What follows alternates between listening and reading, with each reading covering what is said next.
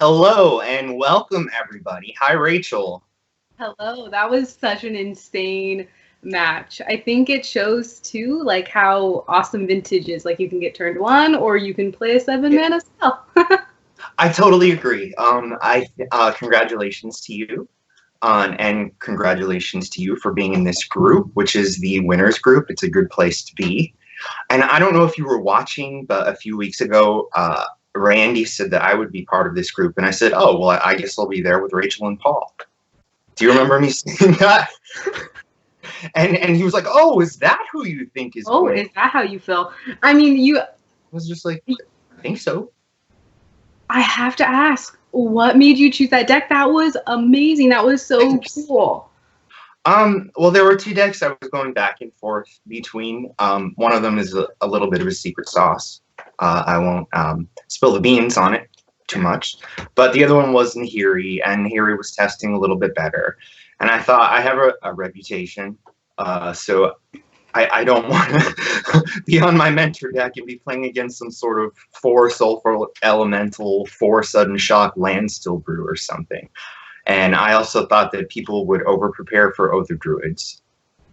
So I didn't play Dredge, even though I think Dredge would actually be a good call because people are so light on their Dredge hate. But I thought, but I'm known for Oath of Druids, so people are going to bring in a lot of Oath of Druids hate, which crosses over to Dredge hate. Like it's not a great idea to think that there's low Dredge hate, but then you're the Oath guy, so you're suddenly facing 4 containment priests and who knows how many Grafdigger's caves.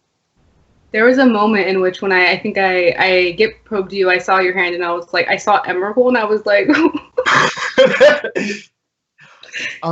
like I honestly tanked. I was like, wow, is it like a show and tell, like a weird Oath deck? But he played Strip, so it's not Oath. And I'm just like sitting there thinking, I'm like, he's playing Nahiri. And then for a second, I was like, oh my god, what if he's playing Gideon, like the 4 mana Gideon? Like that would be awesome. That would be pretty cool. No, I'm playing Nahiri. I've seen some people play it. People were playing it at champs. It's done pretty well. And the thing is, empirically, I think Mentor is a better deck, but I thought people would over prepare for it. And one of the good things about the Nahiri deck is when you play against Mentor, you do blank all of their Swords to Plowshares. So the more prepared they are for creatures, the more virtual card advantage you get. Because Swords to Plowshares is absolutely blank in that matchup. Yeah, exactly. Yeah, that was crazy. Yeah, I at the end I was like, I had left 2 swords in because I wasn't 100% sure for game 2. Luckily, it didn't. They didn't end up. I didn't end up seeing it. But then like I didn't even have anything great in my board. So the last time I was just hovering over, thinking like, does he have Drake's Prodigy? Like, is there any reason I should leave this in? I wanted to, but then I thought that totally defeats the purpose of blanking the swords. Of blanking the swords, right? Like, the target. I wanted to add a tropical island and a Sylvan Library to it, or 2. Yes.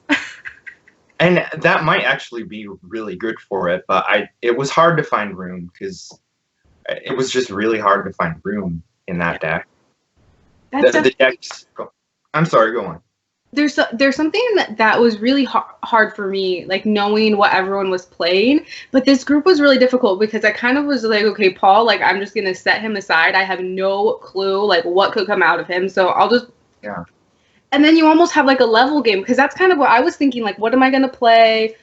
People will probably think I'm gonna play Mentor. So like, what level do I want to sit at? It's kind of like a rock paper scissors. And I was like, okay, I'm just gonna play. That is really thoughtful, and for those of you out there, that is the kind of thought process that happens with people in the Vintage League. It's exactly like that. Because even before I was in the Vintage Super League, I would talk to Rich Shea sometimes, and these are the kind of thoughts he would have. I want to play this, but people are going to be expecting this, so I should play this. But then what if they're playing that, et cetera, et cetera? Then I guess the deck lists are out there, so I can say I only have 5 Dredge hate. And I thought about that very carefully. Yeah. I thought about it too, but I tend to skip on it when it comes to the VSL. And I think it's just one of those things where I think everyone on the VSL is such a phenomenal player. And I'm not saying anything, a lot of phenomenal players play Dredge, but I think a lot of them end up playing a blue deck or a shops deck, like the majority of the time, I guess. So I kind of think like sometimes I skimp on it thinking people's egos. Oh. Not in a way, they deserve it at all. I definitely see what you're saying. I would add, though, that I know some really brilliant, excellent dredge players.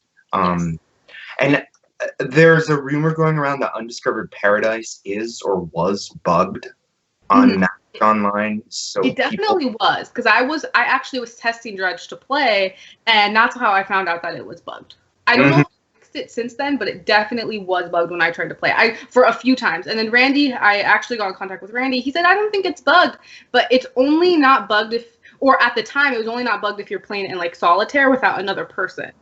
So I think that's where, I don't know, at some point it definitely was. I don't know if they fixed it though. I understand. When it's that confusing, you're like, well, I can't trust this. Exactly. It may not be bugged, work but half the time and then not work when like I need it to. Yeah, you can't have that. That's probably why the pitch dredge version is more popular, because that doesn't run the Undiscovered Paradises. And that is a good deck. Like, I hate playing against that. So I'm like, this is ridiculous. Like, it's dredge and they're gonna mind break trap my land Mox Containment Priest. It's like, this is so wrong. Yeah, this is not how this is supposed to be. You're supposed to give certain things up if you want to play this deck. Completely. One thing I found, though, is that if you get something on the table, that's it. They can't deal with it. And another thing is that if they go into their Dark Depths, Thespian Sage side plan, that's not usually a good idea because of the mentor deck with the Wastelands being so prominent. I mean, that can dispense with Merit Lage. Yeah.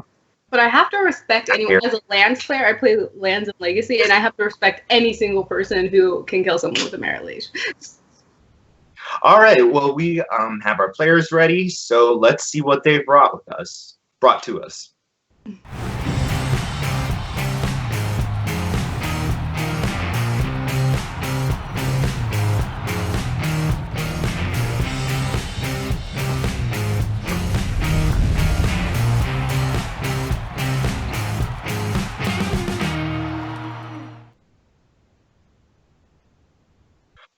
Oh boy, Rodrigo's on dredge. The pitch version. Oh no, it's like he heard me. He knew. Oh, this is going to be... Ooh, I like what Paul's on too.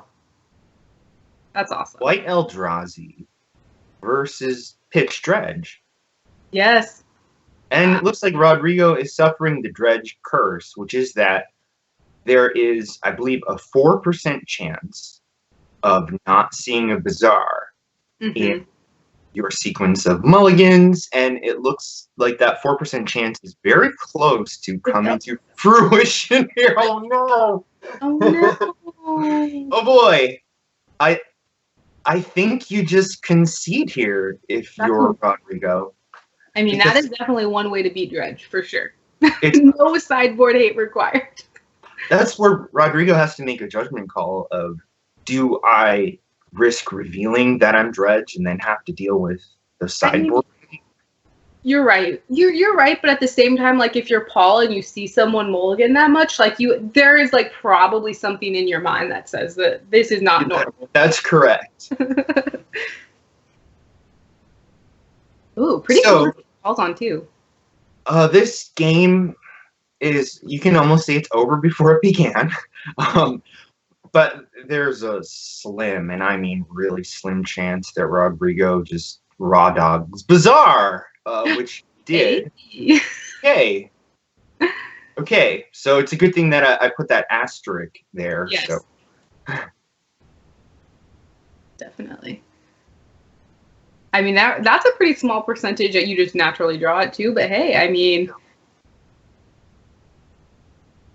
he definitely did. No dredgers. Right now, I think we're like going up a mountain, so we'll have to see if we can get there. Ooh. Oh. Ouch. Wow, and Rodrigo has the Petrified Field, so he can get the Bazaar back, and the... Wow! Wow, so this is magic. It looks so much like it's totally over, but it might not be. It might not be.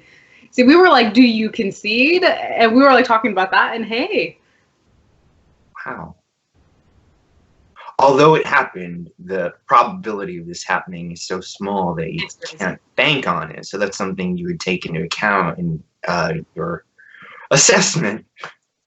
Definitely. But you can't count someone out until they're really out. That is the one thing Vintage has definitely shown us. Unfortunately, Bloodghast cannot block. That's something that we blue mages sometimes overlook because we're just like, oh, it's just a creature. Of course, it's just a creature.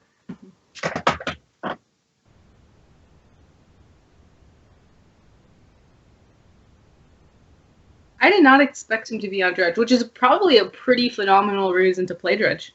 Mm-hmm. I know there are probably quite a few Dredge players that are very happy right now to see this.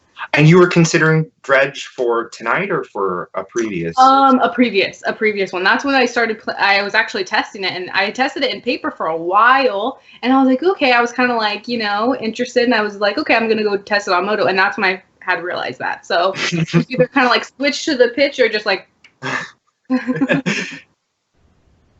This mulliganing situation reminds me of a story. There's a friend of mine named David Kaplan, who's an excellent very tight player, and he normally plays Delver. Recently, he's been playing Eldrazi, but he normally plays Delver. And as he started to mulligan against an opponent in a blue mirror, game 1, he got down to 5 cards, 4 cards, just wasn't finding anything. He eventually mulled to 1 and made it look like he was on Dredge, but couldn't find Bazaar. So his opponent, game 2, was like land, Mox, Grafdigger's Cage, or something to that effect. And David's like, Volcanic Island, Delver, Secrets, go. The opponent's like, oh my god, that's pretty awesome. That's kind of like in Legacy, they have the Manaless Dredge option, and there's always like that moment when like you do the die roll and you lose the die roll, and you just have to like just straight face like, yeah, of course you want to go first. Mm-hmm. So the Trample on Reality Smasher is going to do this in quick fashion. One thing that we can say about Paul's deck is that because it applies pressure so quickly, he didn't have a chance to really come back from it, even if there was a chance that he could have. I mean, he was just like, creature, huge creature, you're dead. Yeah. And if it weren't for the Trample, Rodrigo would have been able to chump block and accumulate bridge tokens, but that Trample was really devastating. The white Eldrazi list is really strong when it's working correctly. It has certain hands that can knock you out before you know what hit you. Land, Mox, Thalia, turn to Thought-Knot Seer, or Vryn Wingmare, and of course one of the lands used to produce it is a Wasteland, always, or Strip Mine. And it appeals to a lot of Thorn players, like people who are experienced with shops, Thorn of Amethyst style decks. The pitfall of it is that the mana base is a little bit awkward, and so some of the draws can be very inconsistent. And since it has to run more mana sources, it can be in top deck mode more often than it likes. The flip side to that is that sometimes the top decks are just out of the ballpark. You just rip that Reality Smasher, the Thought-Knot Seer. Yes, it's definitely one of those decks that when it's like operating perfectly, it can almost feel unbeatable. And when it's not operating, you're like, why didn't I put blue in my deck? Why didn't I do this to myself? I guess Dredge is kind of the same though. Like he's mulling and he's like, this is not supposed to happen to me. So Paul has a hand that doesn't do too much. Rodrigo. And I'm like, whoa, that has a lot of land. So it does have, like, the strip is good, but, like, you have nothing to follow it up with. Correct. That hand, it's never 100%, but keeping that hand would most likely lose against Dredge. But that assumes Dredge actually draws a Bazaar. Draws a Bazaar. let's see. Would you powder that if you were Rodrigo? Yes, and he found the Bazaar. So Paul has a turn 1 Thought Knot Seer, which is not impressive against Bazaar and triple Dredgers. Yeah, definitely. It's just kind of like he mulliganed the hand that had the strip that wasn't very good. I mean, there's nothing to say that, you know, that would have gotten there, but he ends up with a hand that would probably be pretty good against everyone else and is not so great against Dredge. Yeah, I don't like my opponent's leading strip mine Thorn of Manifest. Not either. It's kind of like basically like, okay, I have a feeling like I'm going to struggle to play like a spell this game. Mm-hmm.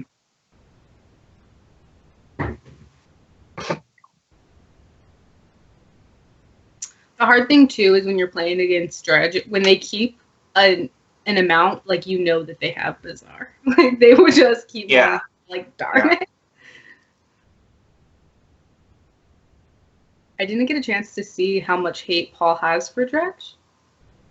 I didn't either. I guess we'll find out as the game. Yeah, we'll find out.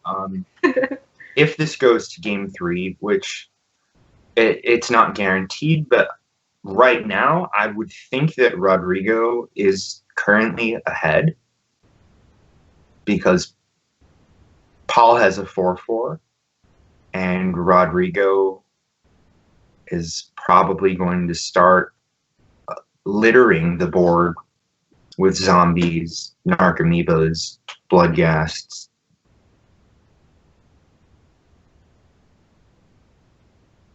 Bears noting that the thorns are not entirely irrelevant because they'll prevent... Oh, I think we lost Rietzl.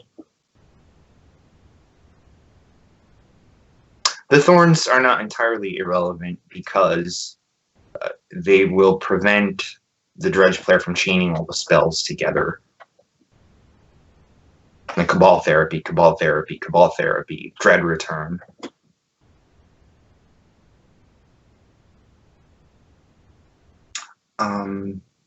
Alright, so we have a Narcomoeba. Let's see what we have in the graveyard.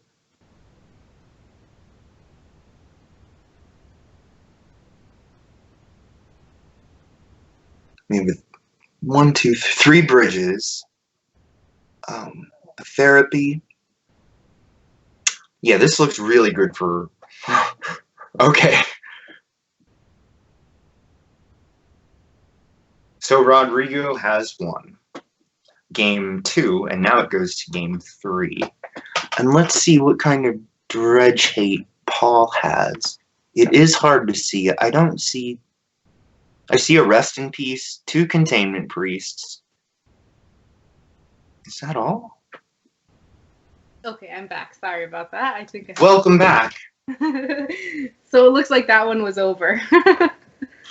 For me, it's a little bit hard to see the cards with the way that they are right now, but what I see is 2 Containment Priests and 1 Rest in Peace, and I don't see any other dedicated Dredge hate. I'm not seeing Cages or Crypts.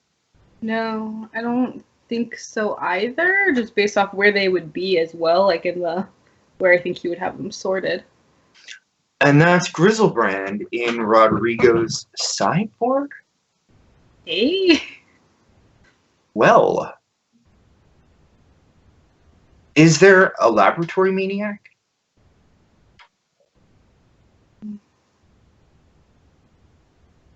No, there's not a Lab Maniac main. That's the only time I've seen Grizzlebrand in Dredge. Lance Ballister had a list that had Grizzlebrand, and it would just dredge its whole library and then draw a card after Dread returning the Laboratory Maniac. And some takes on that were able to have a Doomsday transformative sideboard. Okay, so there is a Cage.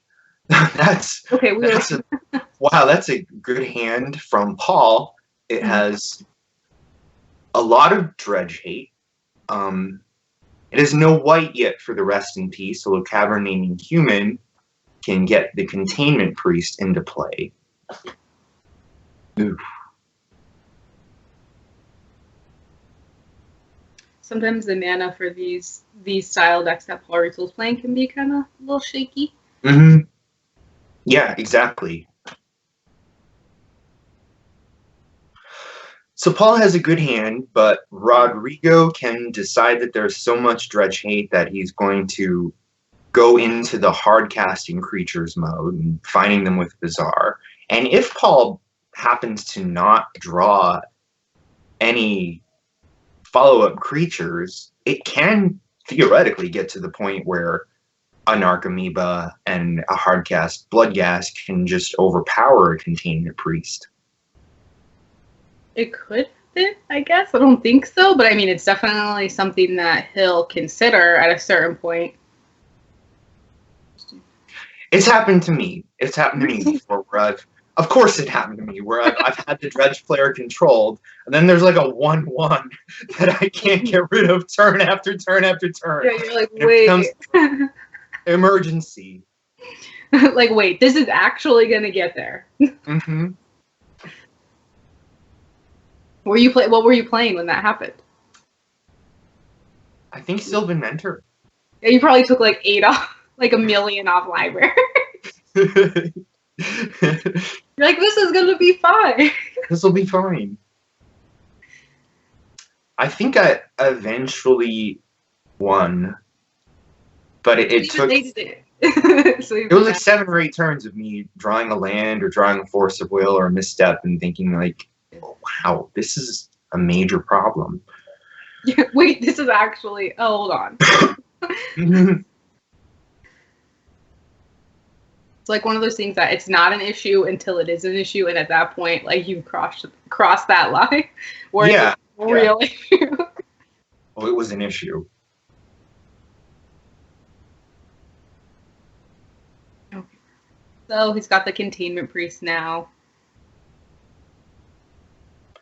So it still will take Paul a while to actually deliver lethal to Rodrigo if Paul doesn't draw any more creatures. Right. Which is kind of what we were talking about earlier, right? Like it's kind of like you have to occasionally in this deck, especially when you take the density of the cards that you have and you're putting in like Grafdigger's Cages and Containment Priests and things that aren't really helping that. Right. You're kind of like, okay, like now I need Thought Knot, now I need a Reality Spot, now I need these cards. Yeah. To come off the top, yeah. But I think he's gonna have with what he has in his hand, I think he'll have a good amount of time to find it. That helps a lot, the rest in peace, because Rodrigo now cannot chump block with cards and generate bridge tokens. Mm-hmm. So there's a lot of dredge hate. Fragmentize. What do you I think I would fragmentize the rest in peace. Hardcast an Narcomoeba and try to fill the graveyard with bridges. I think that's a good plan. That's definitely a good plan of action. If you're looking from Rodrigo's point of view, you're gonna have to start looking at like alternate ways to get this done with many pieces as there are. It's very highly unlikely you're gonna be able to handle all of them. Oh yeah.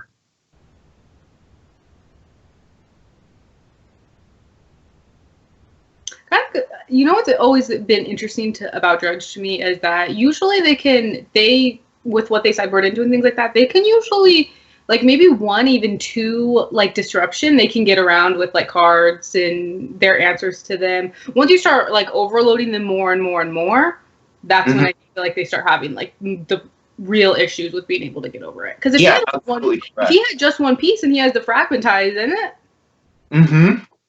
that's a good game. If you're the blue mage, you want the hate piece in your opening hand, and then you want like turn 1 Jace on top of that. Exactly. Yeah. So Rodrigo saw that. I think another thing he was thinking about was, do I play the Narcomoeba now and then Fragmentize next? Oh. Thought Knot Seer. Okay, this is really bad because the Thought Knot Seer is a lot of pressure. And I think it's going to take the Narcomoeba. Yeah. Because with bridges in the yard, a Narcomoeba can block the Thought Knot Seer and generate a zombie. Yeah. Another blocker.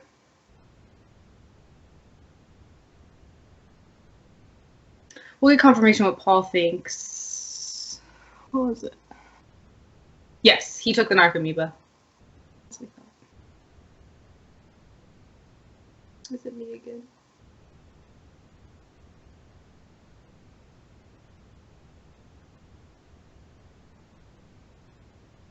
I bet Rodrigo wishes he had a moat right now. That's true. Paul's gonna start playing like Sarah Angel next time. Moat me this time. All right, let's see. I think what he's looking for is a bridge. Multiple bridges.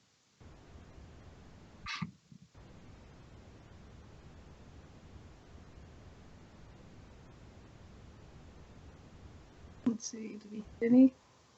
I don't see any. He doesn't have any bridges yet, but he'll be able to discard the Dakmore Salvage and the Grave Troll and re-dredge one of them on his draw phase. So if he were to draw or dredge into multiple bridges, he would be able to put up some resistance. He could chump block the Thought-Knot Seer, and the Cage and the Containment Priest don't prevent Bridge from Below from generating the tokens.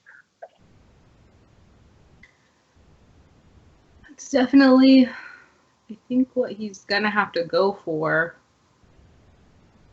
Let's see what is in there. Oh, he discarded the Narcomoeba.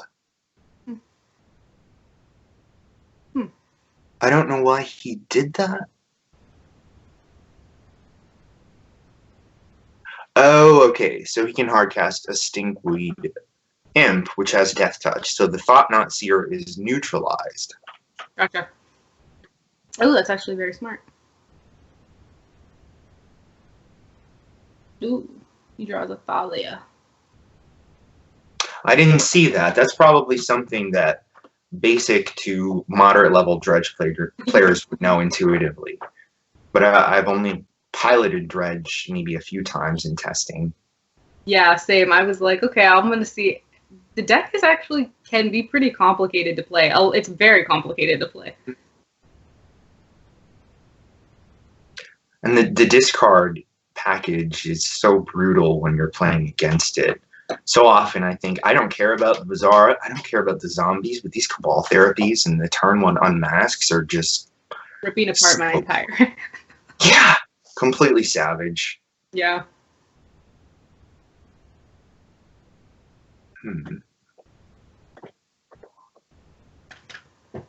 Interesting. All right. So I think he'd like to draw obviously more threats. The Thalia is not bad though, right? Because it has the first strike. Right. All right, so he has a bridge. Yes, it is. It is in there. I can feel him. He's like clawing back. I mean, he's definitely trying. He's like in the pit, and he's just. What complicates this even more is that if Rodrigo were to block the Thought-Knot Seer with the Stinkweed Imp, the Imp would kill the Thought-Knot Seer, which would then exile the bridges that Rodrigo is relying on to. Oh man. This is kind of like Rodrigo probably wishes Paul had like a Mana Crypt. Yeah. Like, hopefully, like, don't kill me fast, and maybe, with a few lucky flips. Mana Crypt is definitely like one of those cards, like the Narcomoeba we were talking about earlier. Like, it doesn't matter until it matters. Yeah. Everything's fine until you're like, wait. Wait. I wonder if it would have been good to keep the Narcomoeba the turn he played the Stinkweed Imp, because you can always bring the Stinkweed Imps to your hand during your draw phase on demand.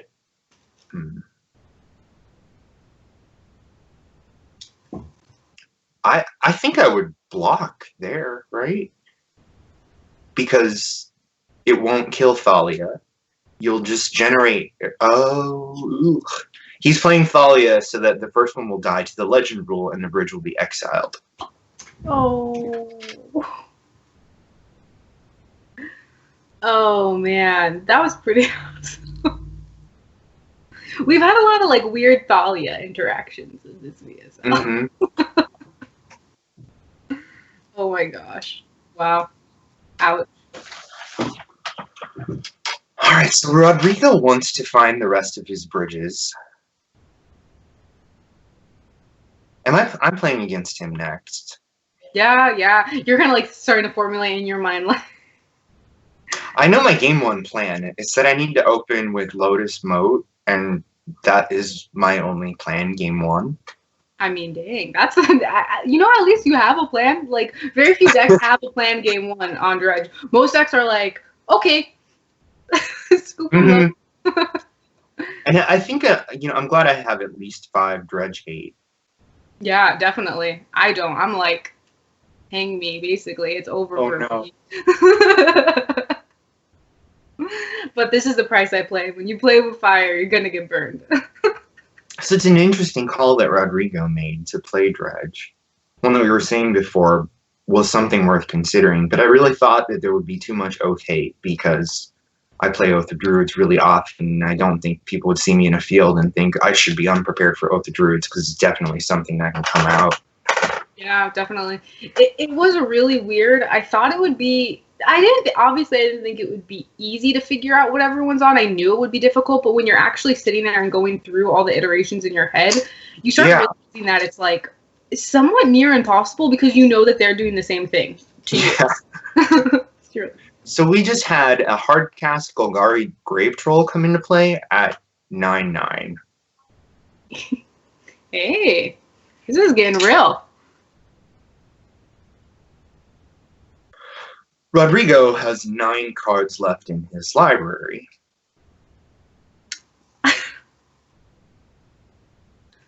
Whew. So nine cards left. Yep. If this were not Eldrazi versus Shops, or versus Dredge, and it were just some creature stand-up in Limited or Standard or something, I would think that the player with a 9/9 and 2 flying Death Touch creatures is in a better position than the one with 2 weenies and a 4/4. Definitely true. There's a weird aspect of that when like with Vintage and like older formats Snap Cabal Pit.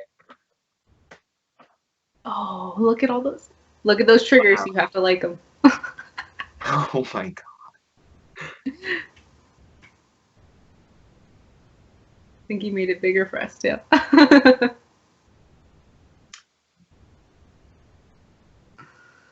Okay, so yeah.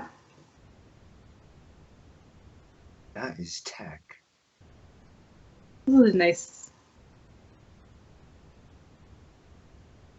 It's pretty crazy. So the Thalia Caracas trick isn't going to be able to lock down the game because of the Cabal Pit. Yeah. It's pretty crazy. See, even Dredge has tricks up its sleeves. All right, so this is crazy because now there's Reality Smasher. That's a pretty good draw, right? Like if you're Paul, what else are you hoping to draw?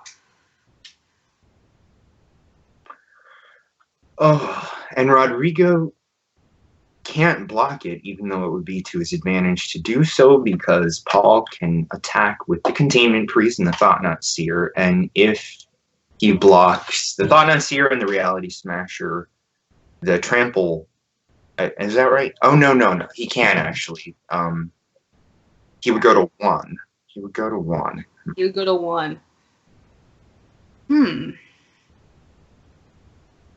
But then that might actually be. And then Paul would have no board except for Containment Priest. And are there any bridges in there currently? I don't see any. I just look for that casting cost. I don't even look for the name. Yeah. No, I don't think so. Not that I can see. Like he's thinking about what he wants to do. Yeah. Kind of in like that one that puts like was a little awkward.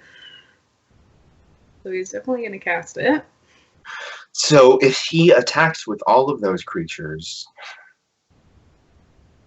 one of the imps can block a reality smasher, which would take 3 damage. The other can block the Thought Knot Seer.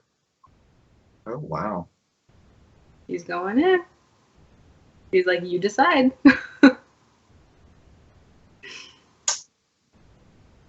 I believe the best thing to do here would be to block the reality smasher and the Thought Knot Seer.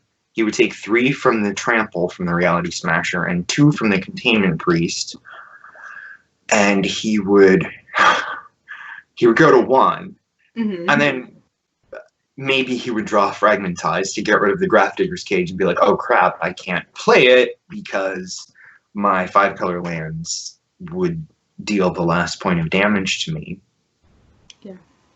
He still has the ability to put the bridge in the graveyard with the Bazaar, so that's actually... That's true, it's in his hand. I was looking in the graveyard. He has one in his hand. Wow. Kind of like an instant bridge. Interesting. This game is this is actually like the epitome of like Dredge actually has like a lot of play to it. They're both playing really well. They're exceptionally in tune to what's going on and with a lot of nuances. Yes. This is like one of those games. I don't know if you ever watch like people who are very, very, very like very skilled at the game that are very familiar with the format when they're playing. They just almost don't even. I mean, you should always communicate with your player, but it's almost like each one knows what's going to happen before the other one does it. You know what I mean? Like they're like, okay, in response, like they already move it. They're like they know what's happening. Yeah, or actually sort of happens. Yeah. There's a rhythm to it.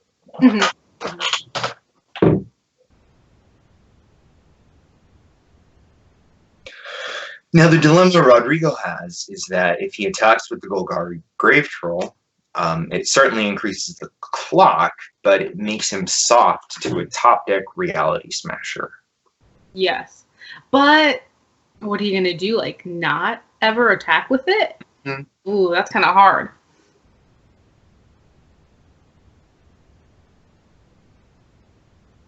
Ooh. This game actually ended up being insane. Completely insane. Gosh. And this is it reminds me of what I said earlier, like Dredge, like sometimes you can have all the hate in the world and it doesn't even like end up mattering. Obviously the game probably would have been over like a year ago if you didn't have the hate pieces, but like sometimes you have them and it's not just like Stony Silence against Affinity. Like, it's not like that. Like the Dredge player can still like work around them in weird ways. Yeah, and that's what Rodrigo has done because the creatures that were on the battlefield were not cheated into play, as ordinarily is the case with the Dredge deck. Yeah. You can make an argument that the zombies were cheated into play, but in the sense that they normally get free Narcomoebas, free Bloodghasts, and then a free Dread Return target, none of that happened. This all happened right in the face of dedicated Dredge hate. Yep, like full retail value. No sale here. It's a very strong deck. Really earns its place in the top tier in Vintage. Yeah. People avoid it. Too, like I tell people too, sometimes they'll ask me about like how VSL is different than like if you like Paper and Vintage. And one of the main things is you will always play against Dredge and Paper. Oh yeah. 100% play against Dredge. Yeah. Whereas in VSL there's at least a chance, I guess. Yeah. Maybe not now after this. See a lot more of that in Paper, I think.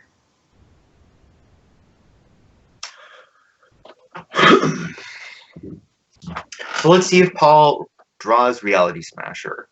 Wasteland. Okay. So it looks like we are going to game 3. I think this is match, right? Because I think I got disconnected during game 2 and it was over. Oh, I'm right. I think I'm not. Yes, that Match, yeah.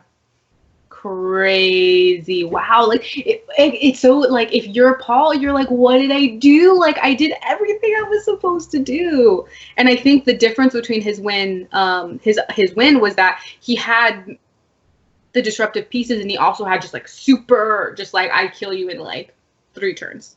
Yeah. Right.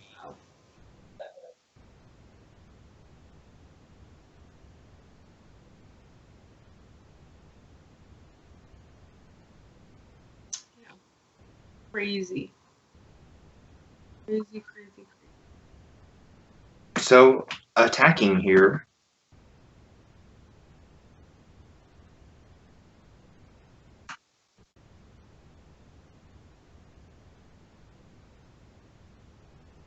The Alpha Strike. Wow. So Rodrigo wins. Yes, that was game 3, not game 2. I knew that. Wow. That was insane. I mean, you really have to give props to him. I think a lot of people would have just quit. Mhm. Before. Yeah. Wow. That was a lot of dredge hate. My And God. that's what a good player does. They say, all right, I can't execute my primary game plan. So what tools do I have available to me? And there's a secondary line of attack that people usually aren't afraid of. Like certainly if you're playing a vintage deck with Oath of Druids or Time Vault, you're not worried about someone hard casting a 1/2 with flying and death touch. But in this situation, it got there. Oh my gosh, that's insane. Wow. Mm-hmm. I know it's like I feel like I'm like channeling Manny, but that's so many insane plays. Like that's insane Mm-hmm. that this happened. You're going to have to play against him, and so am I. Because you can't even be like there's not even like, oh, Dredge just doing what Dredge does, or he just got lucky. Like he literally just put on a clinic and was just like, no, you can have Draft Digger's Cage, you can have Prees, like come at me. Very well played by Rodrigo, and it was very well played by Paul as well. He recognized everything that was going on. Absolutely. I mean, I don't think that there was anything like what else could he have done? He like did the thing that you're supposed to do. Like everyone tells you, if you have all this dredge hate, it's gonna be okay. Like, just take out your sideboard slots, and really he did. I mean, he did everything that he could. That's true. Wow. So you're facing. Oh. All right. See you, everyone.